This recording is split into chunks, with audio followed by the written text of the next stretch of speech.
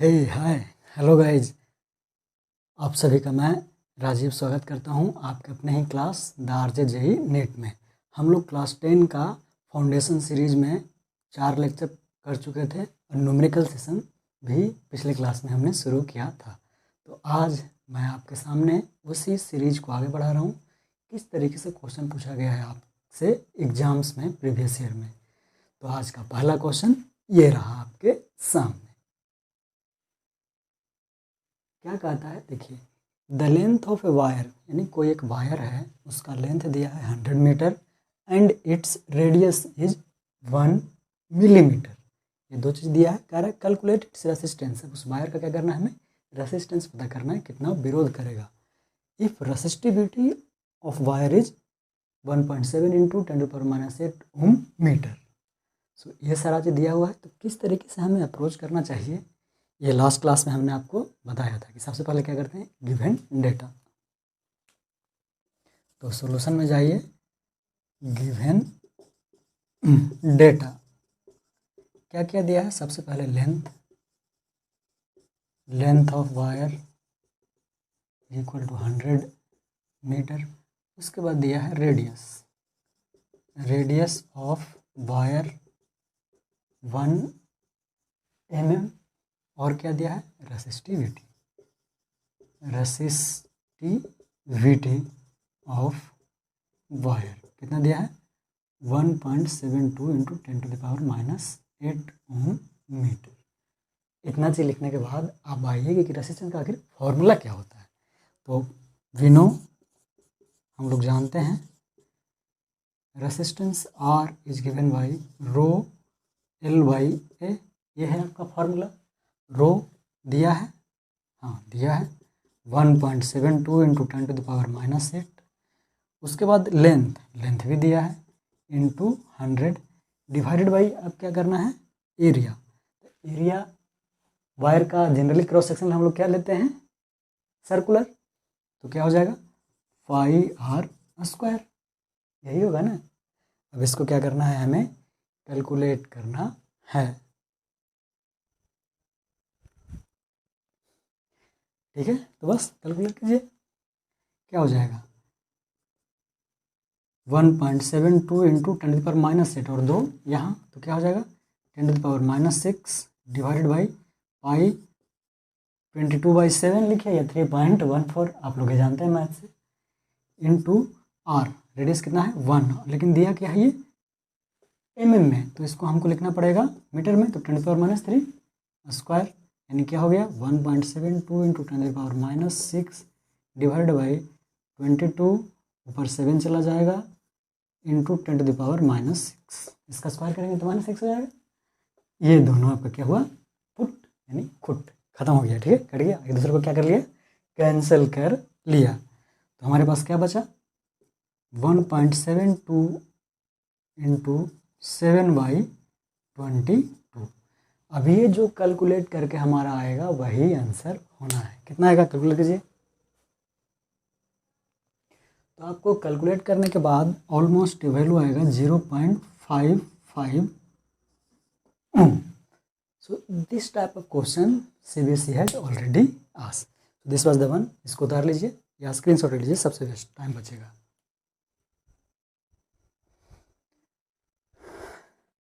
अगर आपको कोई पार्ट ना दिख रहा हो, जैसे ये वाला पार्ट शायद आपको ना दिख रहा होगा, ठीक है, तो इसको क्या कर रहे हैं, हम इस साइड में ले आ रहे हैं।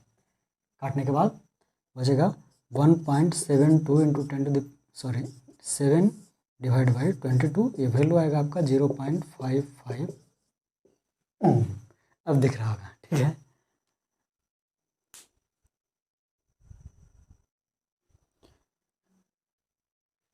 तो पहला क्वेश्चन है समझ में, ये रहा आपका दूसरा। ये पिछले साल पूछ चुका है आपसे क्वेश्चन। देखिए कितना आसान क्वेश्चन पूछता है। देखिए क्या कहा, एक इलेक्ट्रिक क्या है, बल्ब है, जिसका रेसिस्टेंस 60 ओम है। उसको एक सोर्स से कनेक्ट किया गया जिसका पोटेंशियल डिफरेंस 220 वोल्ट है। सिंपली क्या कहा है, करंट निकालिए। फिर से वही गिवन डेटा, क्या दिया है, वोल्टेज जिसको पोटेंशियल डिफरेंस कहते हैं, बराबर 230 वोल्ट।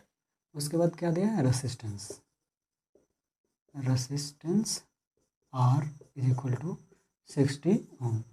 कहा है आई बराबर वाट। आई मतलब क्या समझते हैं, करंट, है ना। देखिए कितना सीधा सीधा क्वेश्चन है, इसमें कोई दम है क्या, है बिल्कुल नहीं है। सीधा क्या लिखिए, बाय ओम्स लॉ। क्या, बाय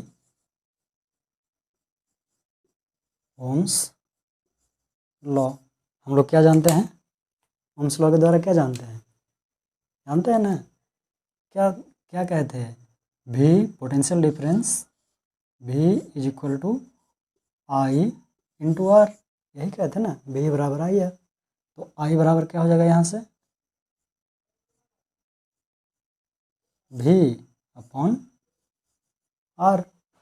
आपको दिया गया है V का वैल्यू, देखिए यहाँ 230, तो लिखिए ऊपर 230 डिवाइडेड बाई 60, ठीक है। अब जो भी कैलकुलेट करके आएगा वही आपका आंसर होगा। कितना आएगा, ऑलमोस्ट 4 आएगा, ऑलमोस्ट 4 आएगा, यानी 0.98 आएगा ना, ऑलमोस्ट 4 लगभग आएगा, काट के 3.83 एम्पियर। कितना छोटा सा और कितना आसान क्वेश्चन आपसे पूछा गया है बोर्ड में, फिर भी कहते हैं कि क्वेश्चन सर टफ आता है, ठीक है। अरे बाएं हाथ से लिखा गया, थोड़ा लिखा नहीं रहा है, ठीक है। बहुत दिन से बाएं हाथ से लिखना छोड़ दिए हैं, हम दोनों हाथ से लिख सकते हैं, ठीक है। ओके, कोई दिक्कत यहाँ तक, दूसरा क्वेश्चन में उतारिए इसको।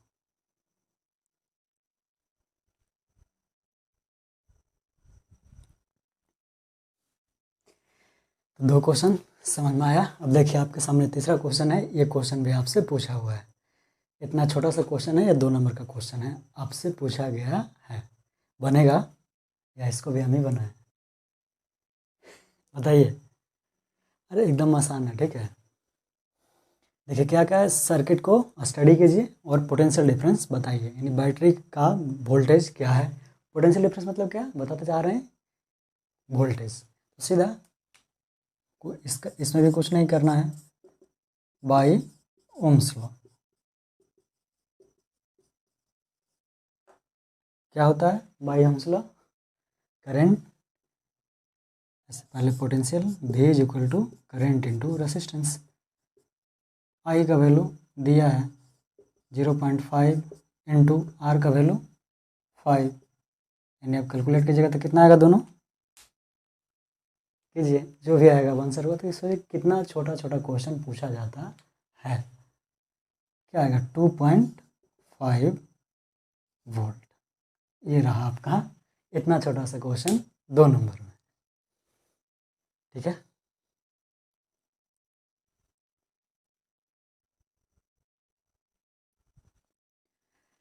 ठीक है, चलिए, तो कितना सिंपल सिंपल सा क्वेश्चन आपसे पूछा गया है। तो ये तो हो गया question series.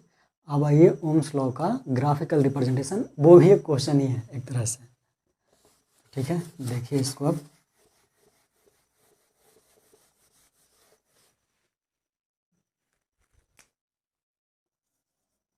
Graphical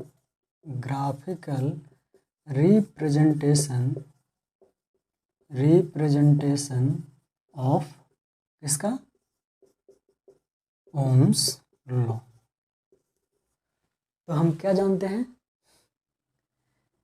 V voltage potential drop is equal to current into resistance. इसी को लिख सकते हैं R is equal to V by I, लिख सकते हैं ना, वैसे लिख सकते हैं।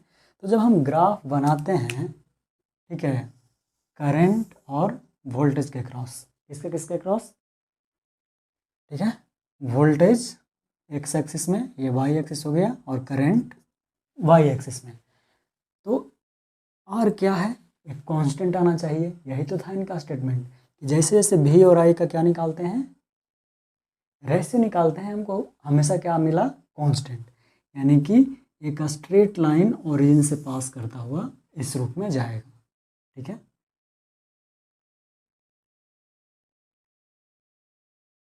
इस तरीके से आपको बुक में लिखा हुआ मिलेगा। इसको स्लोप भी कहते हैं, और ये जो स्लोप होता है वो रेसिस्टेंस के बराबर होता है। तो ये क्वेश्चन भी आपसे सीबीएसई पूछ चुका है। ये तो ग्राफ तो पूछा ही पूछा है, ये भी पूछा है कि इस जो कांस्टेंट ग्राफ होता है उसको क्या बोलते हैं, रेसिस्टेंस। उसका और क्या नाम है, उसको क्या कहते हैं, slope of the V I curve. ठीक है, slope of the V I यानी वोल्टेज और करंट कर्व। ठीक है, क्या बोलते हैं उसको, रेसिस्टेंस। ठीक है, देखिए ये है ग्राफिकल रिप्रेजेंटेशन आपका। तो अब तक हम आपको एकदम कंप्लीट डिस्कशन कर चुके हैं ओम्स लॉ का। ठीक है, इसी में एक एडिशनल पॉइंट है यहाँ, ओहमिक और नॉन ओहमिक कंडक्टर। तो ओहमिक कंडक्टर का मतलब है कि वो सारे कंडक्टर, सुनिए सिर्फ जो बोल रहे हैं, वो सारे कंडक्टर जो ओम्स लॉ को फॉलो करें। all those conductor which follows Ohm's law is known as ohmic conductor। ठीक है, तो नॉन ओहमिक क्या हो जाएगा, ऑब्वियसली उसका उल्टा, those conductors which doesn't follow or obey Ohm's law is known as non-ohmic conductor। ये 2 पॉइंट है जो सिर्फ आपको याद रखना है। तो हम लोग ओम्स लॉ तक डिस्कशन अपना पूरा कर लिए, कंग्रेचुलेशंस। अब अगले क्लास में हम लोग आते हैं सीरीज पैरेलल कॉम्बिनेशन पे। ठीक है, तो अगले क्लास में जुड़ना ना भूलें। तब तक के लिए अगर लाइक और कमेंट ज़रूर करें, अगर लेक्चर अच्छा लग रहा हो अपने दोस्तों में शेयर करें। ओके गाइज, ठीक है बच्चों, तो मिलते हैं अब अगले क्लास में। तब तक के लिए bye bye, take care, have a nice day. Jai Hind, जय भारत।